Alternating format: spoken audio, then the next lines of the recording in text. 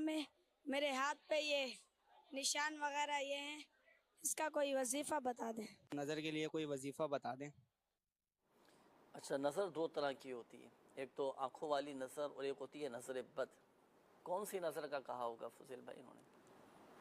آپ نظر کے لیے نظر بد کا ہی بتا دیں۔ چلو دونوں کے لیے ہی الحمدللہ سبحان وظائف میں عرض کر دیتا ہوں۔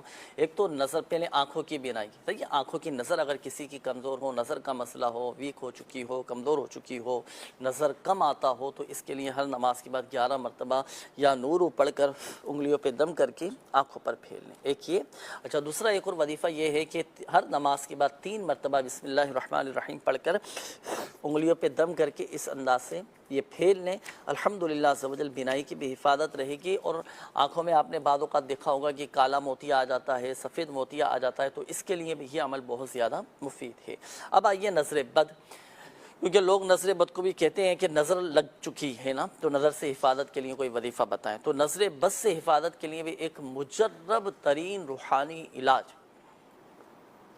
سورۃ القلم کی آیت نمبر 51 وَإِن يَكَادُ الَّذِينَ كَفَرُوا لَيُزْلِقُونَكَ بِأَبْصَارِهِمْ لَمَّا سَمِعُوا الذِّكْرَ وَيَقُولُونَ إِنَّهُ لَمَجْنُونَ۔ اول اور آخر درود پاک کے ساتھ پڑھ کر یہ اپنے اوپر دم کر لیں، ایک یہ۔ اچھا، دوسرا یہ کہ سورہ فلق اور سورۃ الناس، یہ آخری جو 2 سورتیں ہیں، یہ 3 مرتبہ پڑھ کر یہ اپنے اوپر دم کر لیا کریں۔ حاسدین کے حسد سے، شریروں کے شر سے، نظر بد سے الحمدللہ عز و جل حفاظت رہے گی۔ تو یہ دونوں ہی روحانی علاج عرض کر دیے، تو اس کے مطابق آپ نے عمل کرنا ہے۔ یہ ایک اور اسلامی بھائی تھے، آپ نے کہا تھا کہ اگر کسی کا ذہنی توازن درست نہ ہو تو کیا وظیفہ پڑھا جائے۔ یہ طریقہ کار نوٹ کیجئے گا، 3 چیزیں میں عرض کرتا ہوں۔ ایک تو یہ کہ پہلے سورہ فاتحہ، پھر آیت الکرسی، سورۃ الفاتحہ، آیت الکرسی، اور تیسرے نمبر پہ ہے آخری تینوں قل۔ سورہ فاتحہ 1 مرتبہ، آیت الکرسی 1 مرتبہ، آخری تینوں قل، یہ 3 مرتبہ۔ یہ اسکرین پر دیکھیں، یہ سورتوں کے نام آپ کے سامنے ہیں۔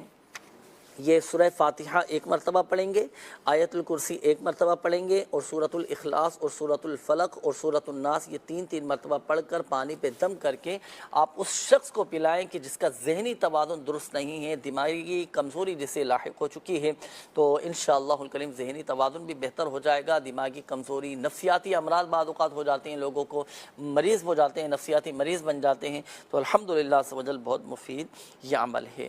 اور اس کے بعد ہمارے ایک اور اسلامی بھائی تھے، آپ نے کہا تھا کہ بے روزگاری آج کل کافی بڑھ رہی ہے، اللہ پاک آسانی فرمائے، سب کو حلال اور آسان روزگار بقدر کفایت عطا فرمائے۔ رزق میں برکت کا جو سب سے بڑا وظیفہ ہے فرائض اور واجبات کی پابندی۔ وظائف بہت زیادہ ہیں رزق میں برکت کے، میں ایک وظیفہ وہ عرض کرتا ہوں کہ جو ہمارے پیارے آقا صلی اللہ تعالیٰ علیہ وآلہ وسلم نے عطا فرمایا ہے۔ ہمارے آقا صلی اللہ علیہ وآلہ وسلم کا عطا فرمایا ہوا وظیفہ، اور ایسا وظیفہ کہ جس کی برکت سے روزی دی جاتی ہے۔ آپ جانتے ہیں وہ کون سا وظیفہ ہے؟ وہ وظیفہ ہے تسبیح ملائکہ۔ نماز فجر کے بعد آپ 100 مرتبہ یہ تسبیح ملائکہ آپ پڑھا کریں، سبحان اللہ و بحمدہ سبحان اللہ العظیم استغفر اللہ۔ اچھا، اس کا طریقہ کار نوٹ کیجئے گا، طلوع صبح صادق، یعنی جیسے ہی فجر کا وقت شروع ہو اس وقت سے لے کر سورج طلوع ہونے سے پہلے تک یہ وظیفہ پڑھا جا سکتا ہے۔ اب نماز فجر سے پہلے بھی آپ پڑھ سکتے ہیں، نماز فجر کے بعد بھی پڑھ سکتے ہیں، لیکن سورج طلوع ہونے سے پہلے یہ وظیفہ آپ نے پڑھنا ہے۔ یہ پڑھیں، یہ نماز فجر کا ہو گیا۔ پھر نماز مغرب کے بعد، نماز عشاء کے بعد 1 مرتبہ سورۃ الواقعہ یہ پڑھ لیا کریں، فقر و فاقہ تنگدستی سب دور ہو جائے گی۔ اچھا، اس کے بعد یہ ایک اور اسلامی بھائی تھے، نفس و شیطان کی شرارتوں سے، برے خیالات سے بچنے کے لیے کوئی وظیفہ آپ نے معلوم کیا تھا، تو ہر نماز کے بعد سورۃ الناس 1 مرتبہ پڑھ لیا کریں، اور نماز فجر کے بعد 11 مرتبہ سورۃ الاخلاص یہ پڑھ لیا کریں۔ اس کا فائدہ یہ ہوگا کہ شیطان اگر اپنے لشکر سمیت بھی گناہ کروانا چاہے نا، تو وہ گناہ نہیں کروا سکے گا جب تک کہ یہ خود گناہ کی طرف نہ بڑھے۔ یہ مختصر سے وظائف ہیں، یہ پڑھیں، نفس و شیطان کی شرارتوں سے ہم محفوظ ہو جائیں گے۔